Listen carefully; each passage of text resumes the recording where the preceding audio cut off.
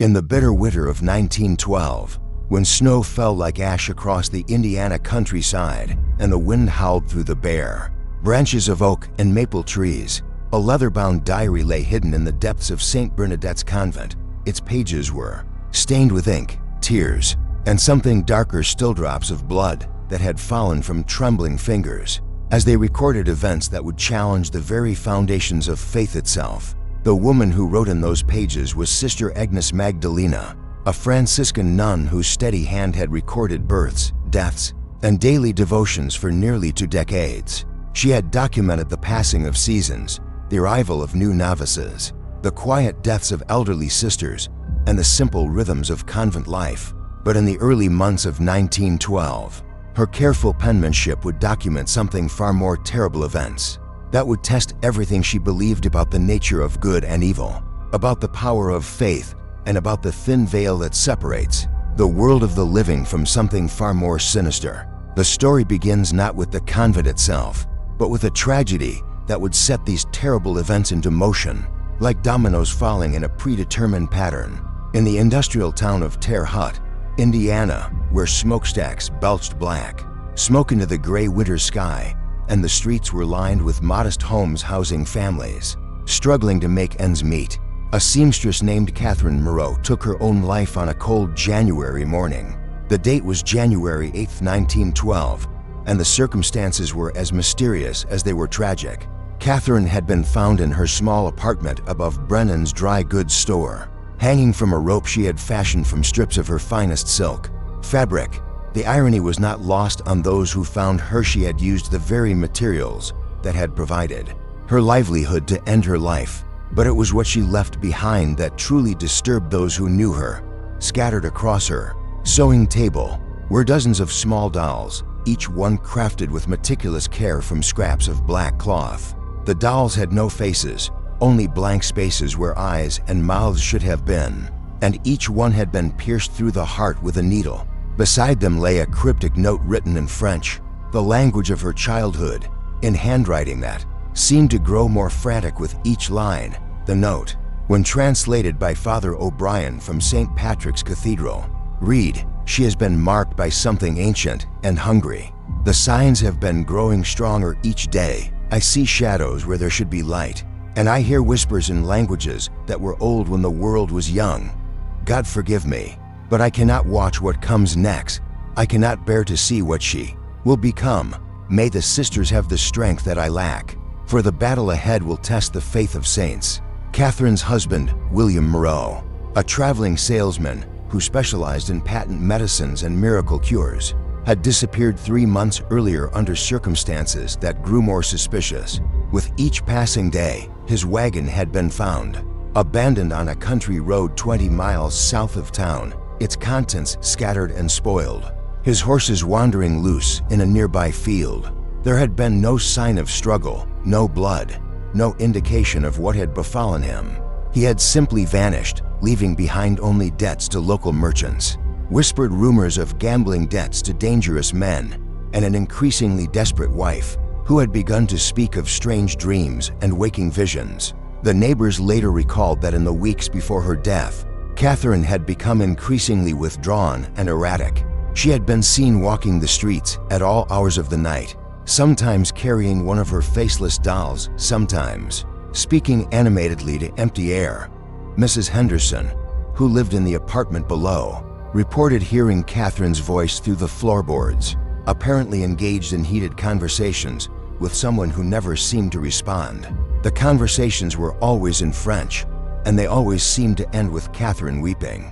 With no relatives to claim her and no means to support herself, Clara became a ward of the state, her fate decided by bureaucrats who saw her as nothing more than another mouth to feed in an already overcrowded system. The Indiana State Orphanage was notorious for its harsh conditions and high mortality rate, and most children who entered its doors emerged broken in spirit if they emerged at all. But Clara would not be sent to the state institution. It was Father Michael Dunham, a Jesuit priest known for his scholarly nature and his deep compassion for the suffering, who suggested the girl be taken to St. Bernadette's. Father Dunham was a man of 67 years, with silver hair and intelligent eyes that seemed to see more than most. He had served in parishes across the Midwest for over 4 decades, ministering to farmers and factory workers, immigrants and native-born Americans alike. He had seen poverty and prosperity, faith and doubt, the best and worst of human nature. But he had also studied the darker aspects of theology, the parts of church doctrine that dealt with spiritual warfare and the reality of evil in the world. He had read the accounts of possession and exorcism that were carefully preserved in Vatican archives, and he had corresponded with other priests who had faced similar challenges. When he looked at Clara Moreau, orphaned and traumatized, he saw something that troubled him deeply, a darkness that seemed to cling to her like a second shadow. The convent of St. Bernadette, perched on a windswept hill 3 miles north of town, had served as both a house of worship and a sanctuary for orphaned children since 1874. The building itself was a masterpiece of Gothic architecture, built from local limestone that had been quarried from the same hills where it now stood. Its narrow windows faced east toward the rising sun, and its bell tower could be seen for miles across the flat Indiana landscape. Founded by the Sisters of Divine Mercy, a small French order known for their work with the sick and dying, the convent had earned a reputation for taking in those whom society had forgotten: the orphaned, the abandoned, the sick, and the dying. The order had been established in Lyon, France, in 1823 by Mother Marie-Thérèse Dubois, a woman who had witnessed the horrors of the Napoleonic Wars and had dedicated her life to healing the wounds that war had left behind. The sisters who came to Indiana in 1870 brought with them not only their vows of poverty, chastity, and obedience, but also a deep understanding of suffering and a fierce determination to stand against the darkness wherever they found it. They had nursed soldiers dying of infection, cared for children orphaned by cholera, and provided comfort to families devastated by economic hardship. They were women of steel wrapped in habits of wool, and they had never backed down from a challenge. The convent housed 27 nuns, ranging in age from 19 to 73. They lived by the ancient rhythms of prayer and work, rising at for each morning for lauds, the first prayer of the day, gathering 7 times throughout the day for the divine office, and retiring to their sparse cells by 9 each evening. Their days were filled with teaching, nursing, cooking, cleaning, and the endless tasks required to maintain both the physical and spiritual well-being of their community. They grew their own vegetables in carefully tended gardens, raised chickens and dairy cows, and operated a small infirmary that served the surrounding countryside. It was a life of simplicity and service, devoted entirely to the glory of God and the care of His children. Sister Agnes Magdalena Kowalski had been born in Chicago to Polish immigrants who had sacrificed everything to bring their family to America. She had been trained as a nurse before taking her vows, working in the charity hospitals that served the city's poor, and she had seen every form of human suffering imaginable. She had held the hands of dying children, comforted grieving mothers, and closed the eyes of old men who had no one else to mourn their passing. She was 42 years old when Claire arrived, with gentle hands that had healed countless wounds, and a manner that had comforted hundreds of sick children over the years. She had seen tuberculosis ravage entire families, watched fever claim the young and the old with equal cruelty, and witnessed the slow wasting of malnutrition in children whose parents could not afford to feed them properly. But nothing in her 2 decades of service had prepared her for what would unfold in the weeks to come. Sister Agnes first laid eyes on Clara on January 15, 1912, when the girl arrived in the back of a hay wagon driven by Mr. Jeremiah Walsh, a local farmer who had volunteered to transport the child from town. The day was bitterly cold, with a wind that cut through even the thickest wool coats, and snow that had been falling steadily since dawn. Clara's belongings consisted of a single carpet bag, made of cracked leather, a wooden crucifix that had belonged to her mother, and a small sewing kit that contained the tools of her mother's trade. The girl herself was thin, almost gaunt, with dark hair that fell in tangles around her pale face and hung nearly to her waist. Her dress was patched and faded, but clean, and her shoes were worn through at the toes. But it was her eyes that struck Sister Agnes most profoundly. They were the color of storm clouds, a deep gray that seemed to shift and change in the light, and they held depths that no 12-year-old should possess. When Clara looked at her, Sister Agnes felt as though she were being examined by something far older and more knowing than a traumatized child. There was an intelligence in those eyes, but also a terrible sadness and a fear that seemed to go beyond normal human experience. Dr. Benjamin Morrison, the town's only physician, had examined Clara before her placement at the convent. He explained to Mother Superior Francesca that the trauma of witnessing her mother's death had rendered the girl mute. Though physically she appeared unharmed, her vital signs were normal, her reflexes appropriate, and she showed no signs of the malnutrition or abuse that marked so many orphan children. The muteness, he assured them, was likely temporary, a psychological response to overwhelming grief that would resolve itself with time, patience, and proper care. Mother Superior Francesca was a woman of 65 years, with silver hair and eyes the color of winter sky. She had been born Marie-Claire Dubois in Marseille, France, the great niece of the order's founder, and she had dedicated her life to carrying on the work her ancestor had begun. She had arrived in Indiana in 1889 as a young nun full of idealism and determination, and she had spent more than 20 years building St. Bernadette's into a haven for those who had nowhere else to turn. She had seen the convent through economic hardships, disease outbreaks, and the constant struggle to maintain their mission in a world that often seemed indifferent to suffering. She was a woman of deep faith and practical wisdom, and she had never encountered a challenge she could not meet with prayer, hard work, and the support of her sisters. The convent itself was an austere building of gray limestone, its architecture reflecting the serious nature of its purpose. The chapel, the heart of the community, featured a vaulted ceiling supported by hand-carved wooden beams, walls adorned with simple but beautiful frescoes depicting scenes from the lives of the saints, and a hand-carved altar that had been blessed by 3 bishops over the years. The altar was made of white marble imported from Italy, and it bore the inscription Gloria in Excelsis Deo in gold letters.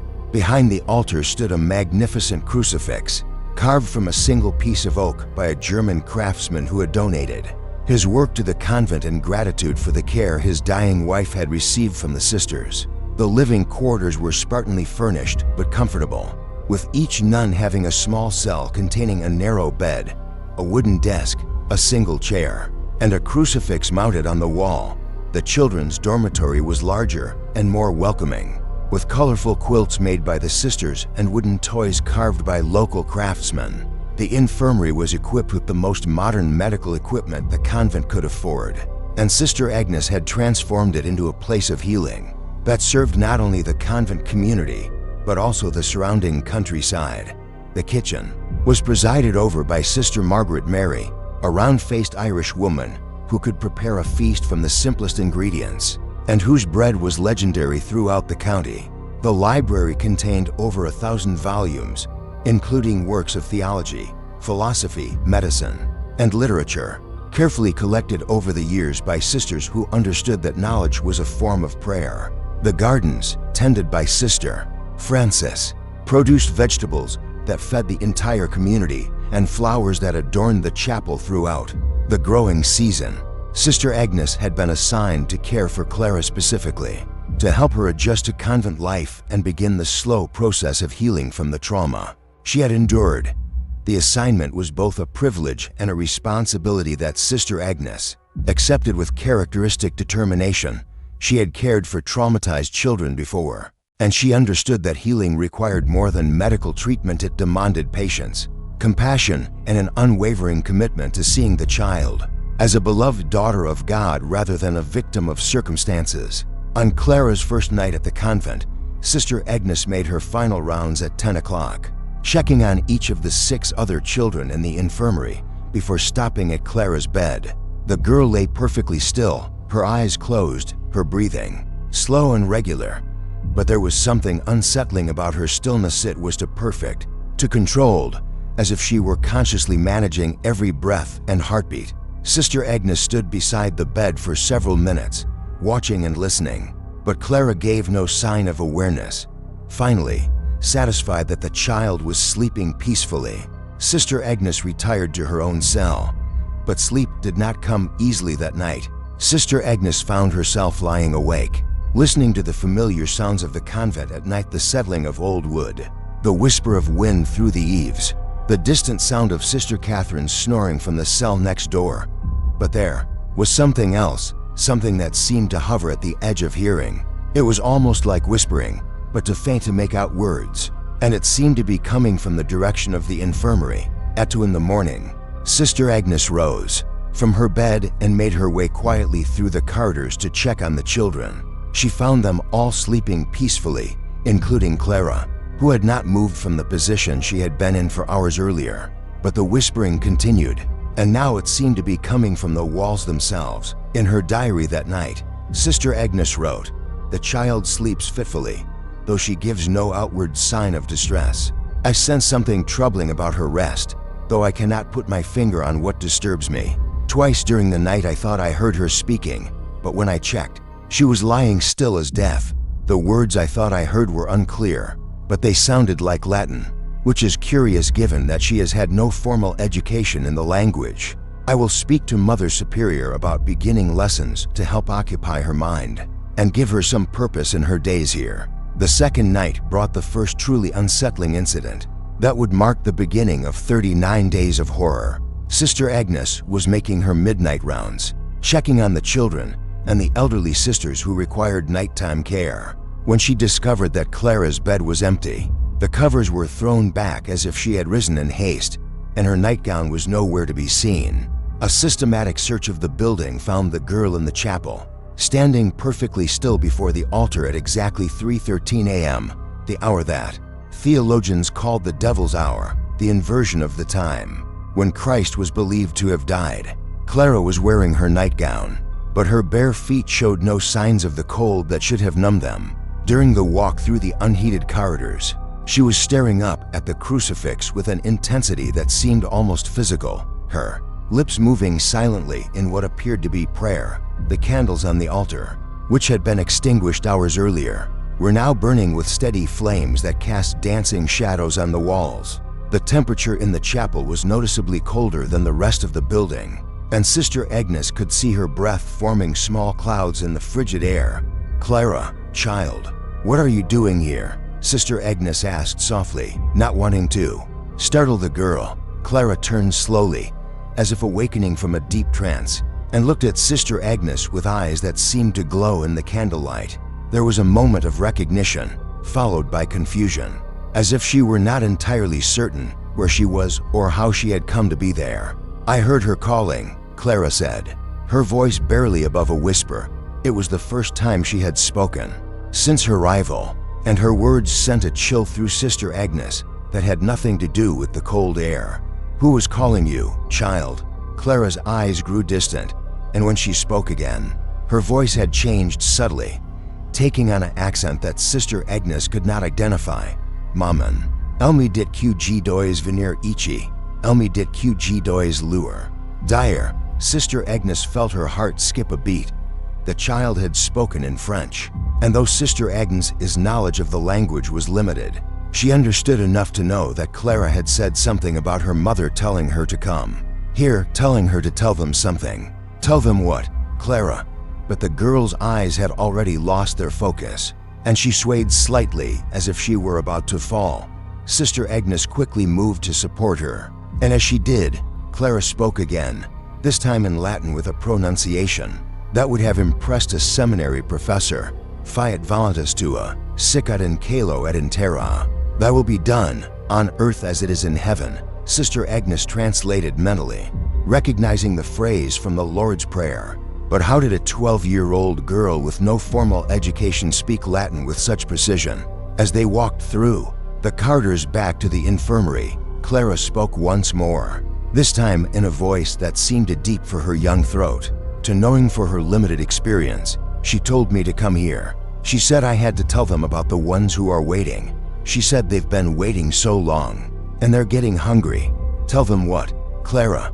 What are they waiting for?" But the girl had fallen silent again, and when Sister Agnes helped her back into bed, Clara seemed to have no memory of the incident. She looked around the infirmary with confusion, as if she were seeing it for the first time. And when Sister Agnes asked if she remembered walking to the chapel, Clara only stared at her with those unsettling gray eyes. The next morning, Sister Agnes found that all the candles on the altar had burned down completely, leaving only pools of wax on the marble surface. This was impossible, as the candles had been new ones, designed to burn for 12 hours, and Clara had been in the chapel for less than 30 minutes. More disturbing still, the wax had formed patterns as it cooled, intricate designs that looked almost like writing in an alphabet that Sister Agnes had never seen before. The incidents began small after that, easy to dismiss as coincidence or the imagination of tired nuns struggling with the stress of caring for a traumatized child. Candles would flicker and go out in rooms where Clara had been, even when there was no draft and the flames had been burning steadily for hours. Windows would frost over from the inside, despite the heating system that kept the convent comfortably warm, and the frost would form in patterns that resembled faces twisted, agonized faces that seemed to be screaming silently. Books would be found open to specific passages about demons and possession, though no one remembered touching them, and the pages would be marked with what appeared to be fingerprints made of soot. Sister Agnes documented each occurrence with the methodical precision of a scientist, noting times, temperatures, witnesses, and any other details that might prove relevant. She had been trained as a nurse before taking her vows, and she approached these strange events with the same analytical mind she had once applied to diagnosing illness and treating injury. She measured temperatures, examined the mysterious frost patterns, and even attempted to reproduce the phenomena under controlled conditions. But nothing she tried could explain what was happening. On January 18th, she wrote in her diary, "Clara's physical condition remains excellent. Her temperature is consistently normal. Her appetite is good, and she shows no signs of the respiratory illness that has afflicted several other children. More troubling, she has begun to display unusual physical strength. This morning I found her in the library, having moved the heavy oak reading table by herself. The table requires two strong men to move, yet she had positioned it in the center of the room and was sitting beneath it, drawing symbols in the dust with her finger. When I asked how she had managed to move such a heavy piece of furniture, she only stared at me with those unsettling eyes and said, 'She helped me. She's very strong.'" The writing began on January 22nd, 6 days after Clara's midnight visit to the chapel. Sister Agnes discovered the girl in the infirmary during the early morning hours, sitting cross-legged on the floor with a piece of charcoal in her hand, covering the wooden boards with symbols that resembled letters but followed no alphabet Sister Agnes recognized. The marks were made with such force that they were carved into the wood itself, though the charcoal should have crumbled under such pressure. The symbols covered nearly 20 square feet of flooring, arranged in precise rows and columns like text in a book.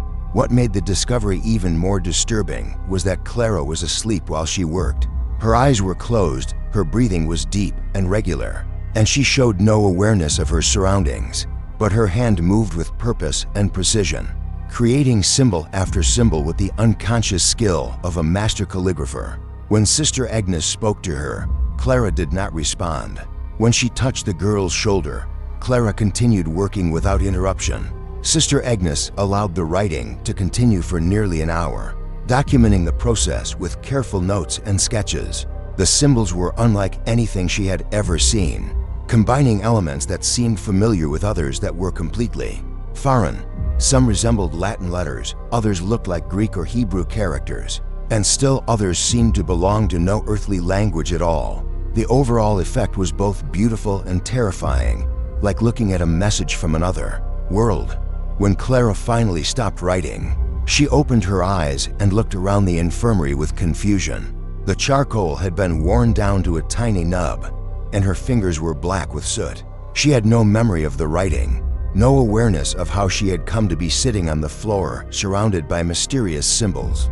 When Sister Agnes showed her what she had written, Clara stared at the marks with the same bewilderment that everyone else felt.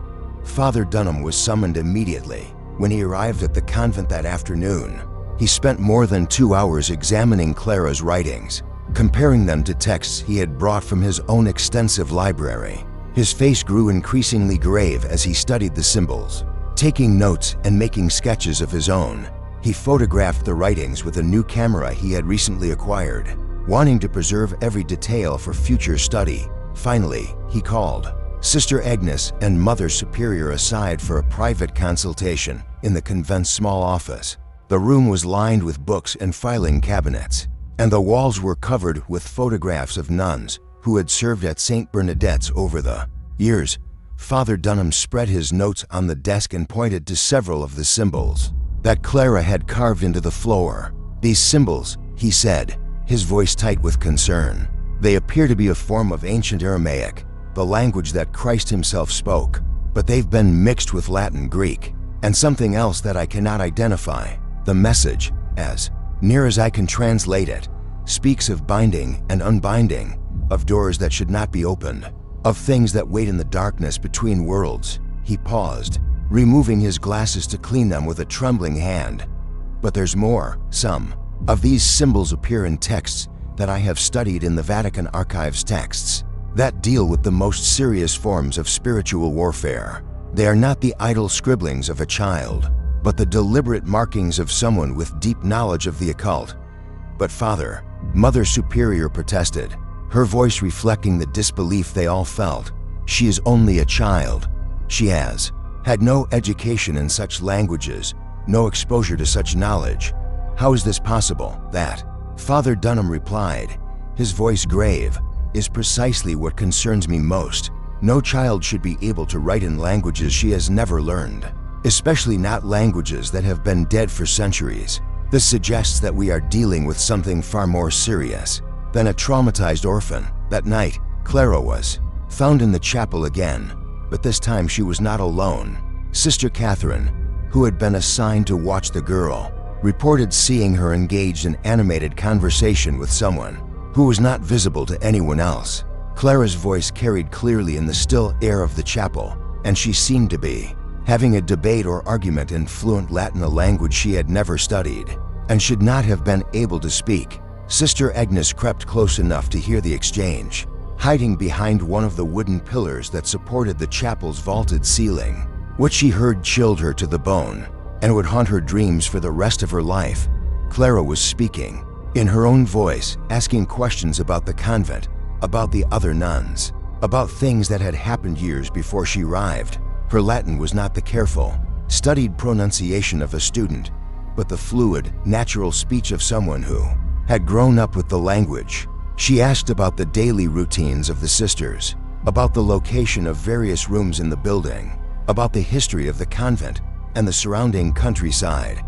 And then, clear as a bell, came another voice, deeper, older, definitely female, speaking from Clara's throat, but with an accent that seemed to belong to another century entirely. The voice was cultured and sophisticated, with the precise diction of someone accustomed to command and the subtle inflections of someone who had spent lifetimes perfecting the art of manipulation.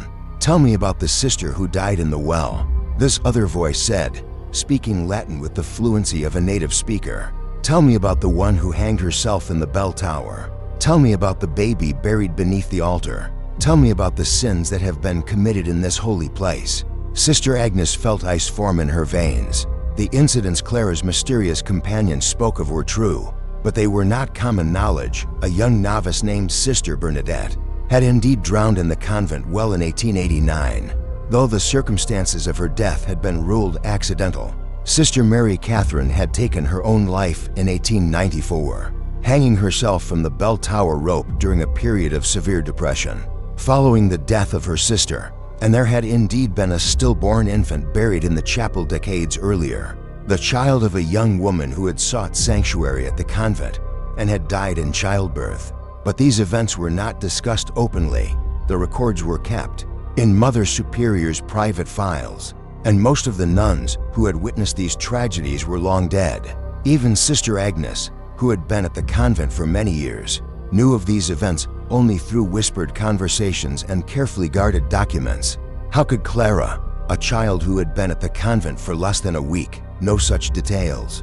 The conversation continued for nearly an hour, with the mysterious voice extracting information about every tragedy, every scandal, every moment of weakness that had occurred at St. Bernadette's over the past 4 decades.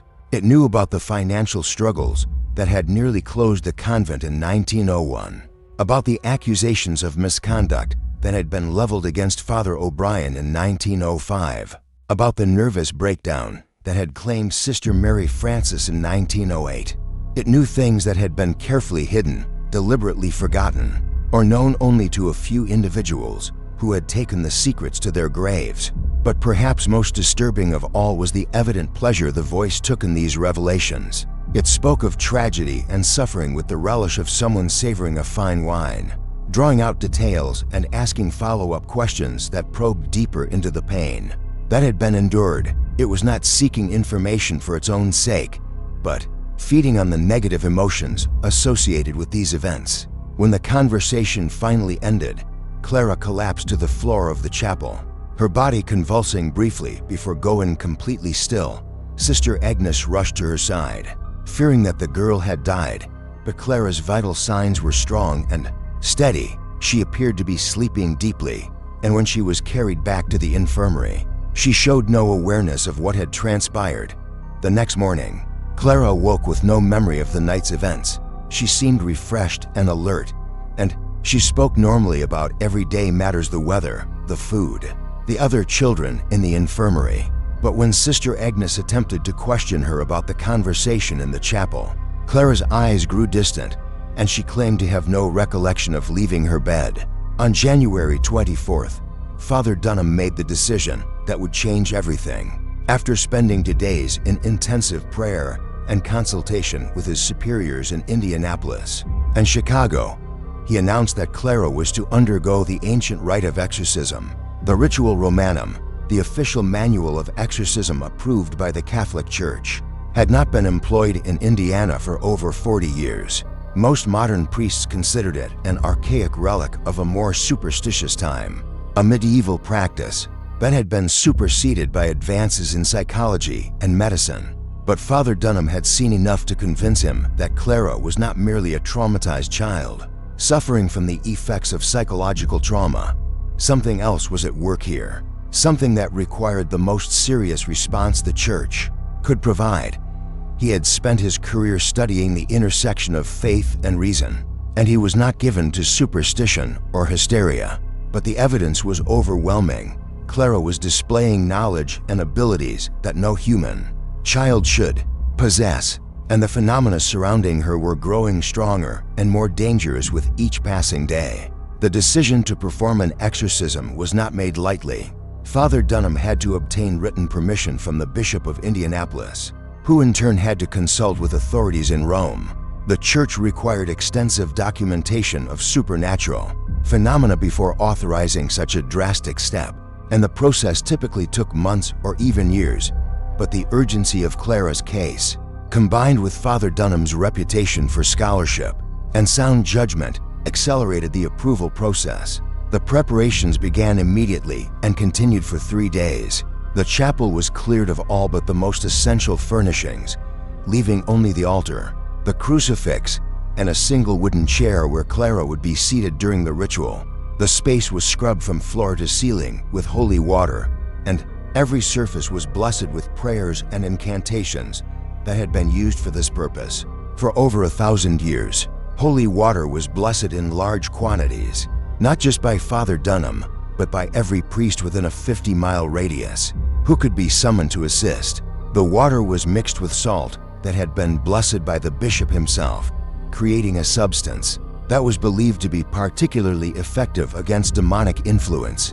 Additional supplies were prepared, as well blessed oil for anointing, holy candles made from pure beeswax, and incense that had been imported from the Holy Land. Salt was spread in complex patterns around the altar, creating geometric designs that had been used in exorcisms for centuries. The patterns were based on ancient Jewish and Christian traditions, and they were believed to create a barrier that demons could not cross. The salt was spread with mathematical precision, measured to ensure that the lines were perfectly straight and the angles were exactly correct, 7 candles were lit and placed around the chapel, representing the 7 sacraments of the Catholic Church. The candles were made from beeswax that had been blessed by 7 different bishops, and they were designed to burn for exactly 12 hours without going out. The number 7 was significant in Christian numerology, representing completion and perfection, and the candles were intended to create a spiritual framework that would contain and direct the forces that would be unleashed during the exorcism. The space was consecrated with incense and prayer, with every corner and crevice being blessed individually. The incense was frankincense and myrrh, the same substances that had been offered to the infant Jesus by the Magi, and it was burned in a censer that had been blessed by the Pope himself. The prayers were spoken in Latin, Greek, and Hebrew, covering every possible spiritual contingency and invoking the protection of every saint and angel in the Christian hierarchy. Father Dunham also brought in additional help. Father Joseph Hartwell, a younger priest from Indianapolis, arrived with a collection of holy relics that had been blessed by various saints over the centuries. These included a fragment of the true cross, a piece of cloth that had reportedly touched the bones of St. Peter, and a vial of water from the River Jordan where Jesus had been baptized.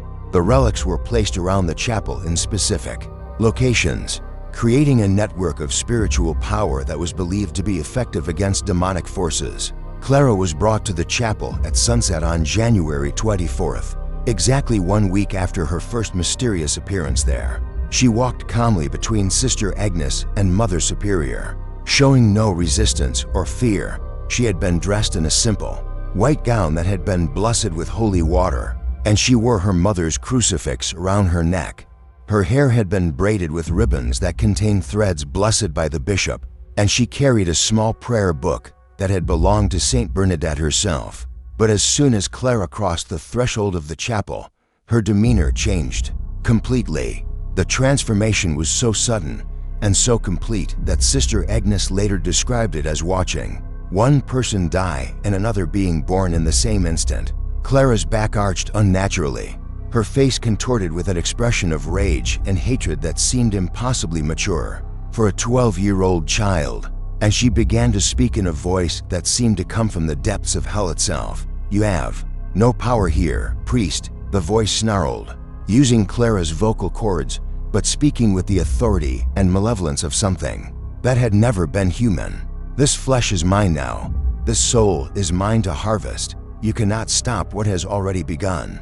The voice was not Clara's. It was deeper, older, with an accent that seemed to shift and change even as it spoke.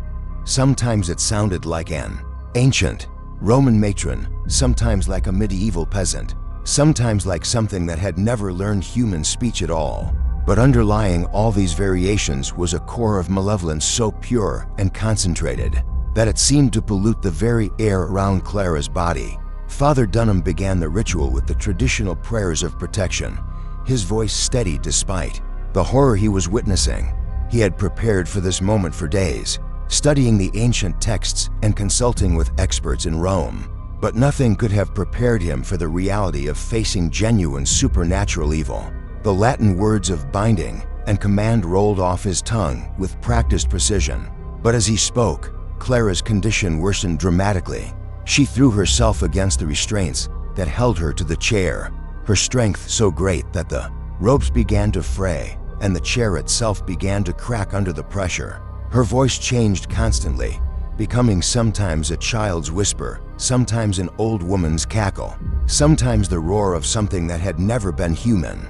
The sounds that came from her throat were not just words, but a cacophony of rage, hatred, and something that could only be described as spiritual hunger. The entity speaking through Clara demonstrated knowledge that no human child should possess. It spoke of events that had occurred centuries before her birth, described the private thoughts and secret sins of people who had been dead for decades, and revealed information about the convent's history that had been carefully hidden from all but the highest church authorities. It knew about financial transactions that had been conducted in secret, about correspondence that had been destroyed, about decisions that had been made behind closed doors. But more disturbing still was its knowledge of the future. It spoke of events that would unfold in the days and weeks to come, describing accidents and illnesses with disturbing accuracy. It told Father Dunham that his own health was failing, that he would not live to see the end of the year, and that his death would be painful and prolonged. It described how each of the nuns would die when they would die, and what their final thoughts would be as they passed from this world to the next. The first night of the exorcism lasted until dawn, with Father Dunham and Father Hartwell taking turns leading the prayers while Sister Agnes and Mother Superior maintained a constant vigil. Clara's body contorted into positions that should have broken bones, her limbs bending at impossible angles while her spine twisted in ways that defied human anatomy. She spoke with her mouth closed, the words seeming to emerge from her chest or throat without any movement of her lips or tongue. Objects in the chapel began to move without being touched, as if invisible hands were rearranging them according to some malevolent plan. The blessed candles slid across surfaces, leaving trails of wax that formed symbols similar to those Clara had carved into the infirmary floor. Books fell open to specific passages dealing with demons and possession, and the pages turned by themselves as if someone were reading them at supernatural speed. The temperature in the chapel dropped so dramatically that the holy water began to freeze, forming ice crystals that reflected the candlelight in patterns that hurt to look at directly. The breath of everyone in the room became visible as small clouds of vapor, and frost began to form on the windows despite the fact that it was not particularly cold outside. Perhaps most disturbing of all was the way the entity seemed to take pleasure in the suffering it was causing. It laughed when Father Dunham's voice cracked from hours of continuous prayer. It cackled when Sister Agnes wept at seeing Clara's body twisted in unnatural positions, and it roared with approval when Mother Superior's hands began to shake from exhaustion and fear. As the sun rose on January 25th, the entity's power seemed to ebb slightly, allowing Clara's own personality to surface briefly. She opened her eyes and looked around the chapel with confusion and terror, not understanding where she was or what had happened to her. Her voice, when she spoke, was her own young, frightened, and heartbreakingly vulnerable. "Sister Agnes," she whispered, "what's happening to me? I can hear her in my head, and she's so angry. She wants to hurt everyone, but I don't want to hurt anyone. Please help me." Sister Agnes rushed to Clara's side, taking the girl's hand and speaking words of comfort and reassurance. "We're going to help you, child. We're going to fight this together, and we're going to win." But even as she spoke, Clara's eyes began to change again, the gray deepening until it was almost black. "You cannot help her," the entity said, using Clara's voice but speaking with cold malevolence. "She is mine now, and she will remain mine until her body fails and her soul is consumed. You are only prolonging her suffering." The exorcism resumed immediately, with Father Dunham leading prayers of binding and command while Father Hartwell prepared additional holy water and blessed salt. But it was clear that this would not be a simple matter of a single night's work. The entity possessing Clara was not some minor demon or restless spirit, but something far more powerful and intelligent. By the second night, it became clear that the entity was not just possessing Clara, but was actively studying the exorcism process itself. It observed the prayers and rituals with the attention of a scholar, asking questions about the theological basis for the ceremony and demonstrating a sophisticated understanding of Catholic doctrine that would have impressed seminary professors. "Your ritual is flawed," it told Father Dunham during a brief pause in the proceedings. "You assume that I am bound by the same rules that govern lesser entities, but I am something far older and more powerful. Your prayers are like raindrops. Against a mountain they may wear away tiny particles over time, but they cannot move the fundamental structure." The entity began to engage Father Dunham in theological debates, challenging his understanding of Christian doctrine and proposing alternative interpretations of Scripture that were both brilliant and heretical. It quoted from books that had been banned by the Church, referenced theological arguments that had been suppressed for centuries, and demonstrated knowledge of religious controversies that had been carefully hidden from public view. "Tell me, priest," it said, "if God is truly all-powerful, why does he permit suffering? If he is truly all-knowing, why does he allow evil to exist? If he is truly all-loving, Why does he condemn his own children to eternal torment? Your theology is built on contradictions that you refuse to acknowledge. Father Dunham refused to be drawn into these discussions, focusing instead on the prayers and rituals that had been developed over centuries of spiritual warfare. But the entity's arguments were sophisticated and compelling, and he found himself having to fight not just against the supernatural force possessing Clara, but against his own intellectual curiosity and theological doubts. The physical manifestations grew more extreme as the second night progressed. Clara's body began to levitate, rising 3 feet above the chair while her chains were pulled taut. Her eyes rolled back until only the whites showed, and her voice became a chorus of different personalities, each claiming to be someone who had died in connection with the convent. "I am Sister Bernadette," one voice said, "and I did not fall into the well by accident. I was pushed by someone who knew my secrets, someone who feared that I would reveal what I had seen in the bell tower on the night of the full moon. I am Sister Mary Catherine," another voice added, "and I did not hang myself from despair. I was murdered by someone who discovered that I had been reading the forbidden books in the sealed section of the library. I am the infant beneath the altar," a third voice whispered, "and I was not stillborn.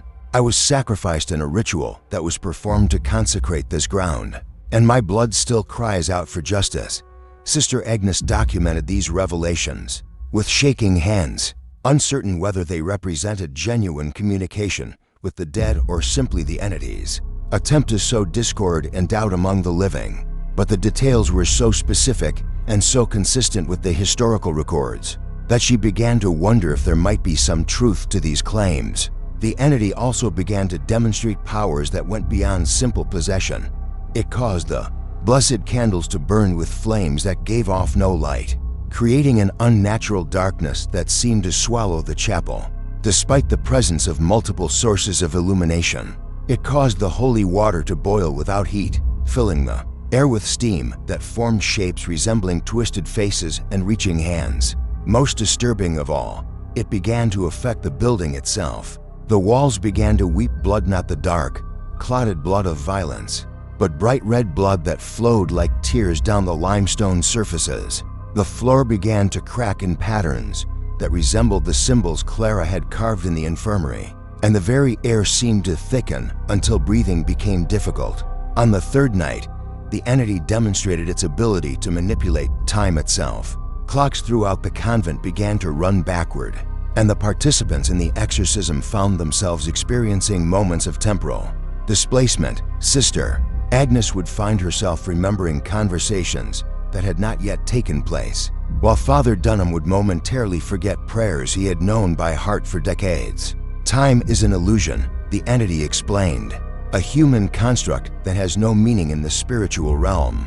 I have existed since before your species learned to speak, and I will continue to exist long after your sun grows cold and dies. What you call the past and the future are simply different rooms in the same house, and I can walk between them at will." The entity used this temporal manipulation to reveal future events. With disturbing accuracy, it described how the exorcism would unfold over the coming weeks, predicting specific moments of crisis and breakthrough with the precision of someone reading from a script. It knew when each participant would reach their breaking point, when they would be tempted to give up, and when they would find the strength to continue. But perhaps most chilling of all was its description of what would happen if the exorcism failed. It painted vivid pictures of the horrors that would be unleashed upon the world, describing how Clara's body would be used as a conduit for other entities, how the convent would become a gateway between dimensions, and how the infection of evil would spread like a plague across the countryside. By the fourth night, it became clear that the entity was not just fighting against the exorcism, but was actively working to corrupt the participants themselves. It whispered lies and half-truths designed to create doubt and discord. It revealed embarrassing secrets about each person's past, and it offered temptations that were carefully tailored to each individual's weaknesses. To Father Dunham, it offered knowledge, access to secret texts and forbidden wisdom that would make him the most learned theologian in the world. To Father Hartwell, it offered power, the ability to perform miracles and heal the sick in ways that would make him a saint in the eyes of the faithful. To Sister Agnes, it offered the chance to save Clara without the need for the brutal exorcism process. You could simply walk away, it told her. Take the child and leave this place. I will withdraw from her body and find another vessel, someone who is not innocent, someone who deserves what I have to offer. The girl will be free, and you will be remembered as her savior. But Sister Agnes recognized these offers for what they were: lies designed to break the spiritual bonds that held the exorcism together. She refused to listen to the entity's temptations, focusing instead on her prayers and her determination to save Clara regardless of the cost. The entity's frustration at its inability to corrupt the participants led to an escalation in the physical violence of the possession. Clara's body began to show signs of supernatural assault: unexplained bruises that appeared and disappeared within minutes, scratches that carved themselves into her skin without any visible cause, and wounds that healed too quickly to be natural. Her appearance began to change as well, aging rapidly under the stress of the spiritual battle. Her face became gaunt and hollow. Her eyes sunk into dark circles that made her look like a skull wrapped in pale skin. Her hair began to fall out in patches, and her fingernails grew long and sharp despite being cut regularly. But perhaps most disturbing of all was the way her voice began to change. What had started as a clear distinction between Clara's own speech and the entity's communications became increasingly blurred. The entity was not just using Clara's body, but was beginning to merge with her very essence, creating a hybrid consciousness that was neither fully human nor fully demonic. On the seventh night, Father Dunham collapsed during the evening ritual. The strain of a week of constant spiritual warfare had finally overwhelmed his physical body, which had been weakened by years of academic study and limited physical activity. He was found on the chapel floor at midnight, his prayer book burned into his palms, the pages fused to his skin by some unnatural heat that had left no other trace. Dr. Morrison was summoned immediately, but there was little he could do beyond cleaning and bandaging the wounds. The burns were unlike anything he had seen before. They had seared through the skin without affecting the surrounding tissue, and they seemed to resist all conventional medical treatment. Father Dunham's hands would bear the scars for the rest of his life, a permanent reminder of the supernatural forces he had confronted. Father Hartwell took over as the primary exorcist, but he lacked Father Dunham's experience and deep knowledge of the ritual. He was a younger man, barely 30 years old, and while he was deeply faithful and well-educated, he had never faced anything like the entity possessing Clara. The creature sensed this weakness immediately and pressed its advantage with ruthless efficiency.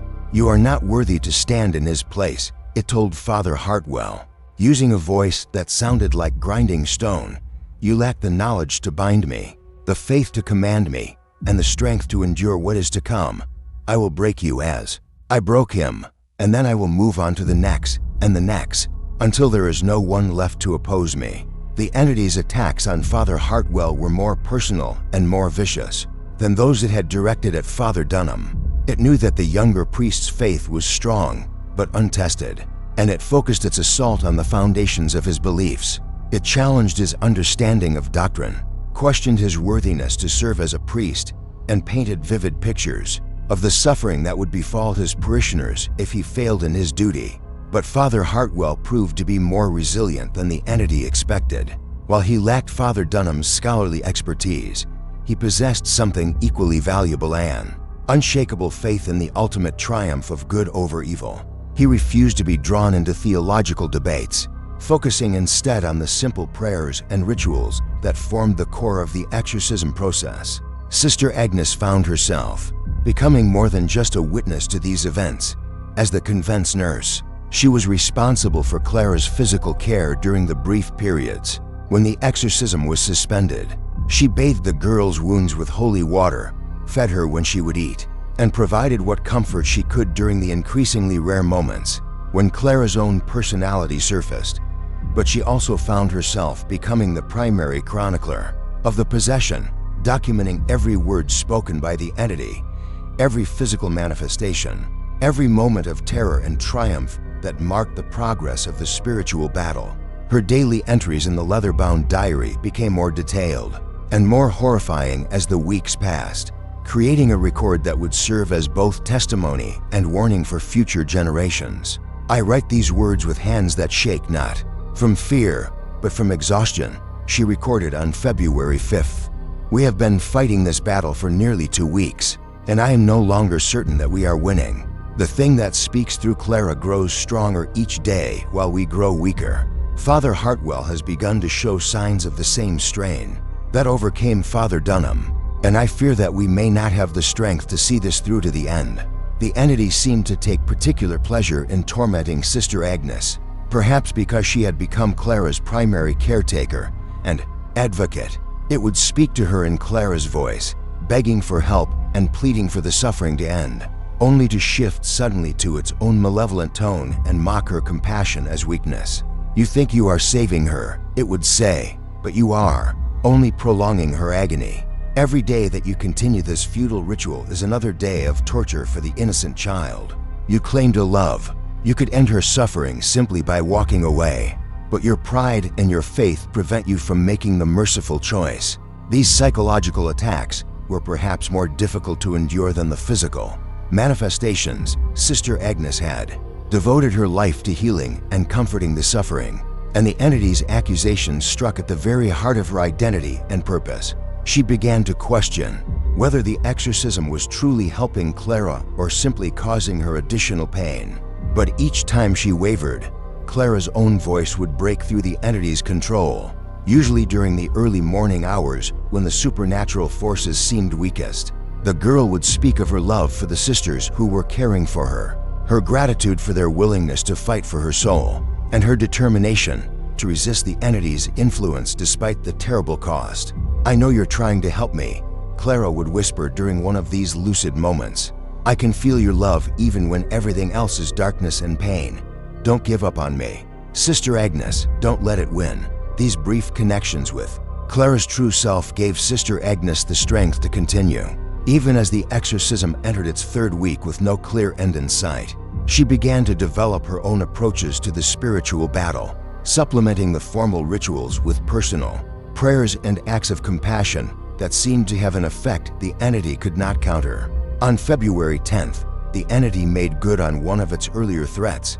Sister Martha, the convent's oldest nun at 73 years of age, collapsed in the chapel while leading the evening prayer service. She was found hours later by Sister Catherine, her body cold and lifeless, her face frozen in an expression of absolute terror. Dr. Morrison's examination revealed no obvious cause of death. Sister Martha's heart was healthy, her lungs were clear, and there were no signs of injury or disease, but her eyes were wide open, staring at something that only she could see, and her mouth was open as if she had died screaming. The entity's laughter echoed through the chapel when the news was brought to the exorcism. One down, it said, using Clara's voice but speaking with cold satisfaction. I told you that I would take them one by one, and I have begun to make good on that promise. Who will be next, I wonder? The fat one who cooks your food, the young one who tends your garden, or perhaps the one who thinks she can save this child? Through love and compassion, the death of Sister Martha sent shockwaves through the convent community.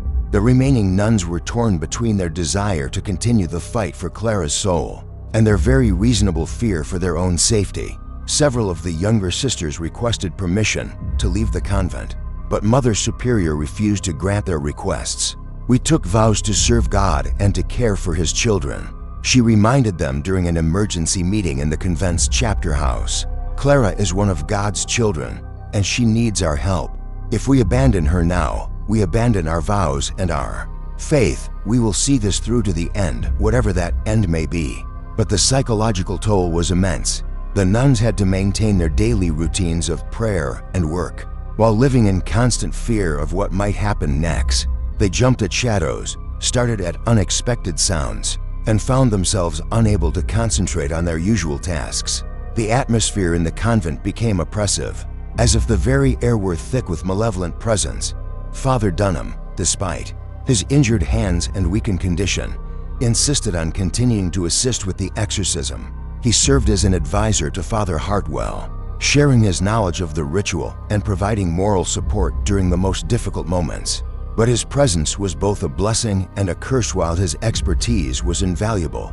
His physical condition served as a constant reminder of the entity's power. The entity took every opportunity to mock Father Dunham's injuries and to predict his eventual death. "Your hands will never heal properly," it told him, "and the pain will grow worse. With each passing day, you will lose the ability to write, to hold objects, to perform the simple tasks that define your existence. And when you finally die, it will be an agony, calling out to a God who will not answer." But Father Dunham refused to be intimidated. He had devoted his life to the study of good and evil, and he was not about to back down from the ultimate test of his faith. He continued to participate in the exorcism despite his physical limitations, adapting his role to focus on the intellectual and spiritual aspects of the battle. As February progressed, the entity began to reveal more about its true nature and its reasons for targeting Clara. It spoke of ancient contracts and spiritual debts that stretched back generations, of curses that had been laid upon Clara's family line, and of powers that had been awakened by her mother's desperate attempts to protect her daughter. The woman, who called herself Catherine, was not the first in her bloodline to make a bargain with my kind, the entity explained during one of its more talkative moments. Her grandmother traded years of her life for the power to heal the sick, never realizing that the price would be paid by her descendants. Her mother sold her soul for the ability to see the future, thinking she could use that knowledge to protect her children and Catherine herself. Catherine made the most desperate bargain of all. According to the entity, Catherine had discovered that Clara was being stalked by supernatural forces and had attempted to perform a ritual to transfer the curse to herself. She had succeeded in drawing the entity's attention away from her daughter, but only temporarily. The ritual had bought Clara a few months of freedom, but it had also marked Catherine for death and ensured that the entity would eventually claim its intended victim. The girl's mother hanged herself not from despair, but from the knowledge of what was coming. The entity continued. She saw the future that awaited her daughter, and she chose to die rather than witness it. But death was not an escape, it was simply another form of service. Even now, she watches from the other side, weeping for the child she failed to save. These revelations added another layer of horror to the already nightmarish situation. If the entity was telling the truth, then Clara had been doomed from birth, marked by curses and contracts that predated her existence. The exorcism was not just a battle for one girl's soul, but a confrontation with forces that had been building power for generations. Sister Agnes found herself questioning whether their efforts were even theoretically capable of success. How could they fight against supernatural forces that had been planning and preparing for decades? How could they break contracts that had been sealed with blood and sanctified by ancient rituals? But even as these doubts plagued her, she found strength in her faith and in her love for Clara. Regardless of the cosmic forces at play, there was still a frightened child at the center of this nightmare, and that child deserved every effort they could make on her behalf. The entity's power continued to grow throughout February, manifesting in increasingly dramatic ways. The convent's water supply became contaminated with what appeared to be blood, forcing the nuns to rely on blessed water for all their needs. The building's heating system failed repeatedly, creating pockets of supernatural cold that seemed to follow Clara wherever she went. The walls began to weep not just blood, but other substances, a black, oily liquid that smelled of sulfur and decay, and a clear substance that burned like acid when it touched human skin. Most disturbing of all was the entity's ability to affect the passage of time within the convent. Hours would pass in what seemed like minutes, leaving the participants exhausted and disoriented. Minutes would stretch into what felt like hours, creating periods of psychological torture that tested the limits of human endurance. The entity would use these temporal distortions to its advantage, accelerating the exorcism process when it wanted to drain the strength of the participants, and slowing it down when it wanted to savor their suffering. On February 18th, the entity made its most ambitious attempt to break the exorcism. It somehow managed to manifest physically outside of Clara's body, appearing as a shadowy figure that stood beside the chair where the girl was restrained. The figure was vaguely humanoid but constantly shifting, sometimes appearing as a tall woman in ancient robes, sometimes as a creature with too many limbs and eyes that burned like coals. "Behold my true form," the entity said, speaking simultaneously from Clara's throat and from the shadowy figure. "I am not bound by the limitations of human flesh. I am eternal, I am powerful, and I am inevitable. Your rituals cannot contain me, because I exist in dimensions that your minds cannot comprehend." The appearance of the entity's true form marked a turning point in the exorcism. Up until this moment, the battle had been fought primarily on a spiritual level, with the entity constrained by its need to work through Clara's body. But now it was demonstrating the ability to manifest independently, suggesting that its hold on the physical world was growing stronger.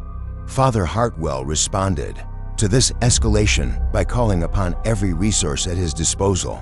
He summoned additional priests from across the state, requested more holy relics from the bishop, and even sent word to Rome asking for guidance from the Vatican's experts in spiritual warfare. But it would take time for these reinforcements to arrive, and time was something they could not afford.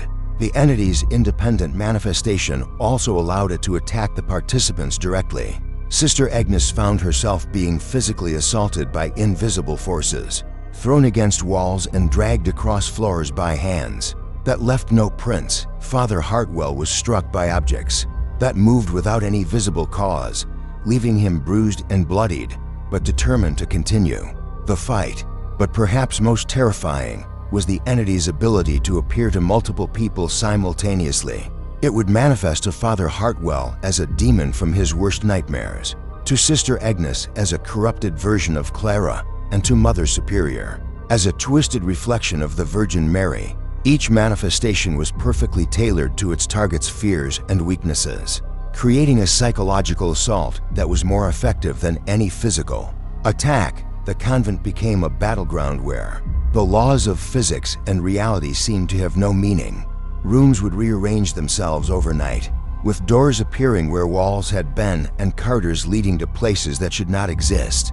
The temperature would fluctuate wildly, creating zones of burning heat next to areas of freezing cold. The very air seemed to thicken and thin at random, making breathing difficult and creating an oppressive atmosphere that pressed down on everyone like a physical weight. By the end of February, the situation had reached a crisis point. Several of the nuns had suffered complete nervous breakdowns and had to be confined to their cells. For their own safety, the convent's food supplies were running low because the entity had contaminated most of their stores with substances that were too dangerous to consume. The building itself was beginning to show signs of structural damage, with cracks appearing in the walls and floors that seemed to widen daily. Father Hartwell made the decision to attempt one final, desperate ritual. He announced that he would perform the complete ritual Romanum from beginning to end, beginning at sunset on March 1st and continuing until either the entity was expelled or Clara died in the attempt. It was a gamble that could result in the girl's death, but it was the only option remaining. The preparations for the final exorcism took 2 full days. Every holy relic in the convent was brought to the chapel, along with additional items that had been borrowed from churches throughout the region. The walls were washed with holy water that had been blessed by 7 different bishops, and salt was spread in complex patterns that covered the entire floor of the chapel. The remaining healthy nuns gathered to provide continuous prayer support, creating a circle of faith that was intended to contain and direct the spiritual forces that would be unleashed. Sister Agnes prepared medical supplies and equipment, knowing that Clara's body might not survive the final confrontation with the entity. But even as these preparations were being made, the entity was preparing its own final assault. It spoke of the horrors that would be unleashed if the exorcism failed, painting vivid pictures of the convent becoming a gateway between dimensions and the infection of evil spreading like a plague across the world. "You have no idea what you are truly fighting," it told them, its voice echoing from every surface in the chapel. "I am not just a demon or a fallen angel, but something far older and more fundamental. I am the darkness that existed before the first light, the void that waits to swallow all creation. Your God may have created the universe, but I am the entropy that will eventually consume it." The final exorcism began at sunset on March 1st, 1912. marking the beginning of what would be remembered as the most intensive spiritual battle in the history of the Catholic Church in America. Clara was brought to the chapel in chains, her body so weakened by weeks of possession that she could barely walk. But as soon as the ritual began, the entity manifested with a fury that surpassed anything they had witnessed before. The chapel, filled with the sound of screaming not just from Clara, but from voices that seemed to come from the walls, the floor, and the very air itself. The temperature dropped so dramatically that ice began to form on every surface, creating a winter landscape inside the sacred space. The candles burned with flames that cast no light, plunging the chapel into a darkness that was more than just the absence of illumination. Father Hartwell began the ancient prayers with a voice that carried the authority of centuries of faith, but as he spoke the words of binding and command, reality itself seemed to rebel against the ritual. The shadows on the walls began to move independently of their sources, reaching out with tendrils that tried to grasp the participants. The air filled with the sound of wings, as if invisible birds were circling overhead, and the smell of sulfur and decay became so strong that several of the nuns were overcome with nausea. Clara's body began to convulse with such violence that the chains holding her began to snap one by one. Her voice became a chorus of different entities, each claiming to be a different aspect of the darkness that had claimed her soul. But underlying all these voices was Clara's own, crying out for help in a way that broke the hearts of everyone who heard it. "Help me," she gasped during a brief moment when her own consciousness surfaced. "Please, I can't hold on much longer. She's taking everything from me, piece by piece. I can feel myself disappearing." Sister Agnes stepped forward, placing herself between Clara and the altar. Despite the supernatural forces that battered her body and mind, she began to speak, not in Latin or in the formal language of the church, but in simple, human words of love and compassion that came from the depths of her heart.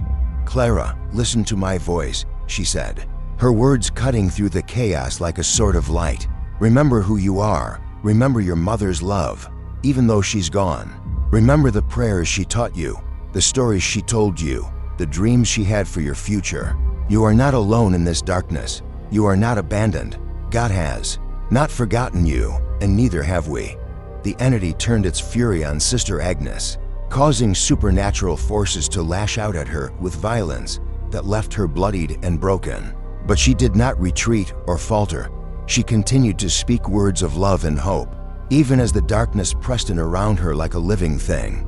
"I will not leave you," she promised, her voice growing stronger despite her injuries. "I will not abandon you to this thing that has taken so much from you already.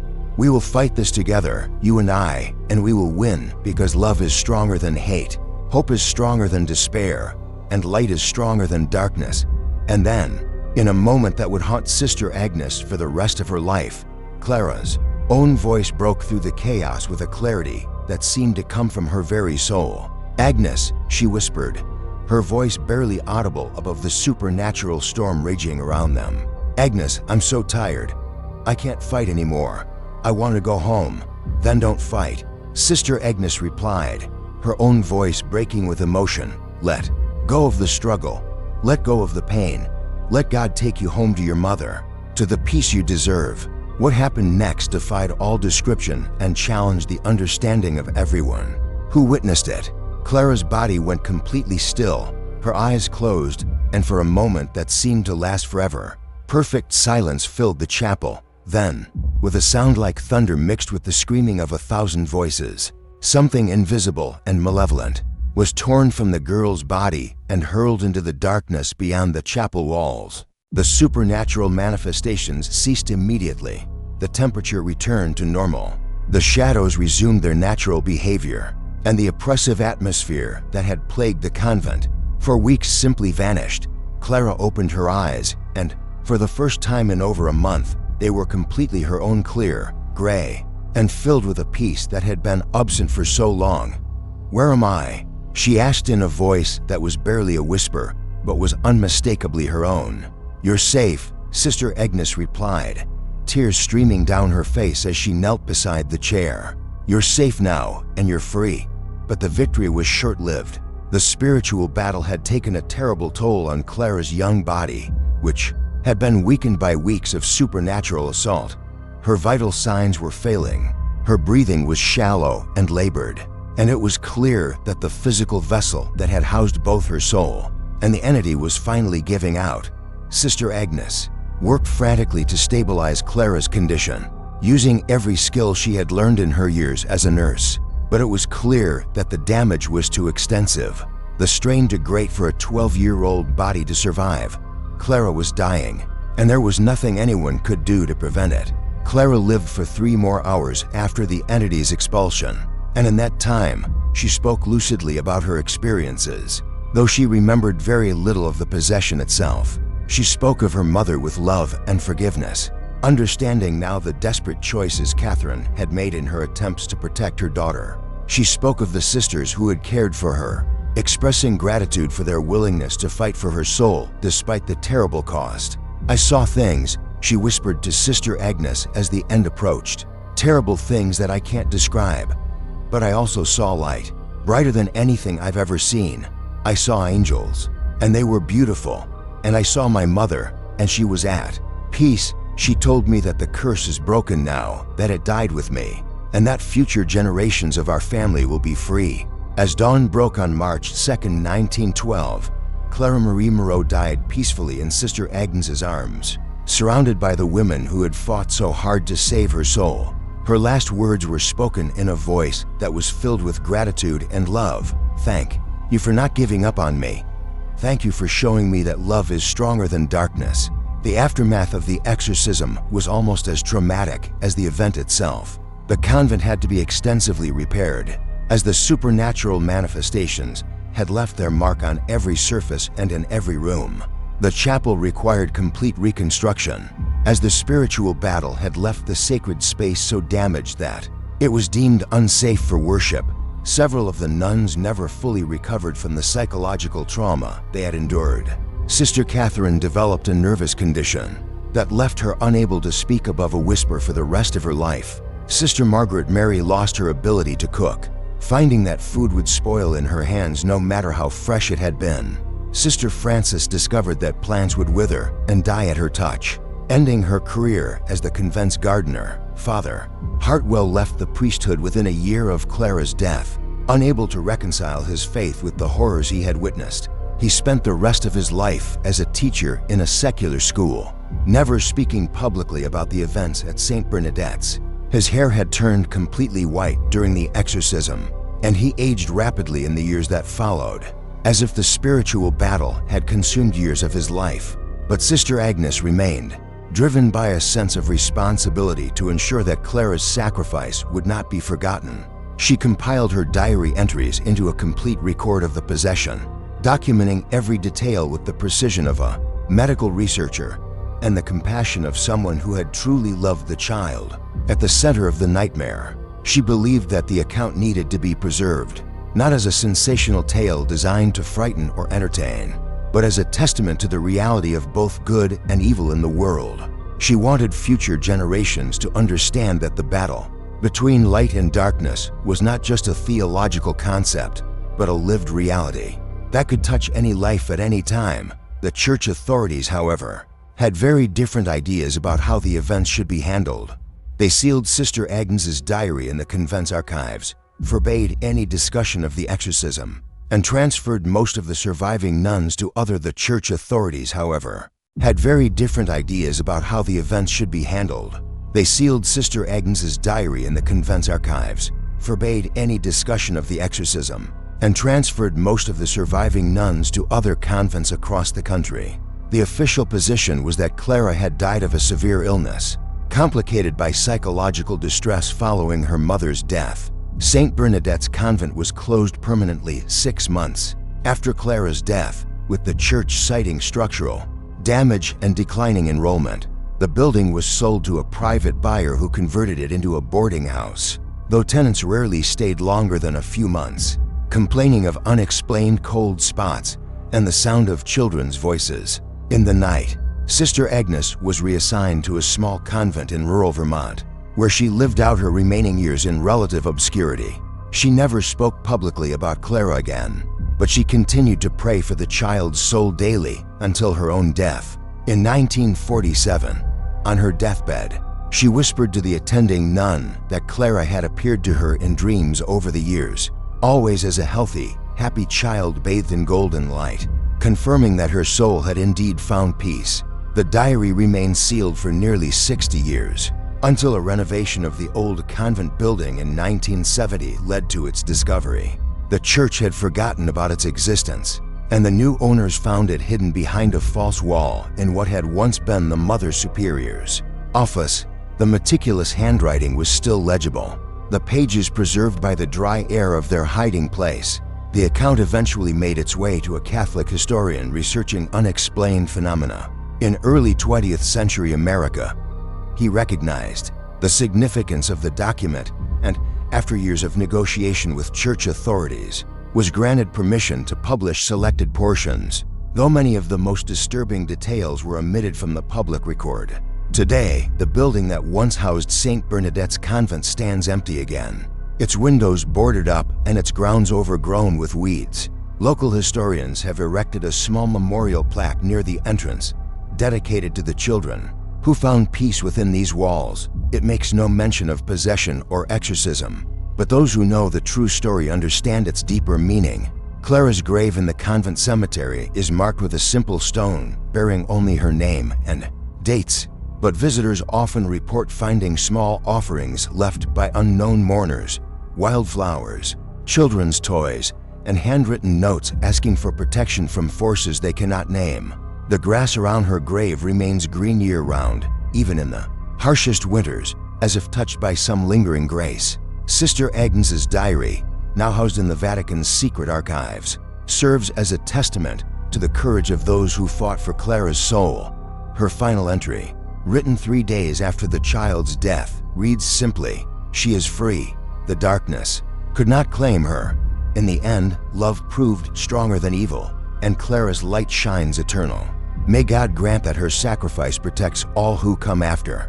The Moreau family line, as Clara had prophesied in her final hours, was indeed freed from the curse that had plagued them for generations.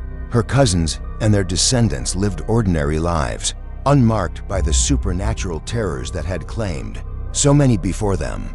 The price of their freedom had been paid in full by a 12-year-old girl who chose to fight rather than surrender, even when the battle cost her everything. And sometimes, on quiet March mornings, when the light falls just right through the windows of small convents and country churches, the sisters still speak in hushed tones of Clara Marie Moreau, not as a victim of demonic possession, but as a saint who gave her life to break the chains of darkness and set others free.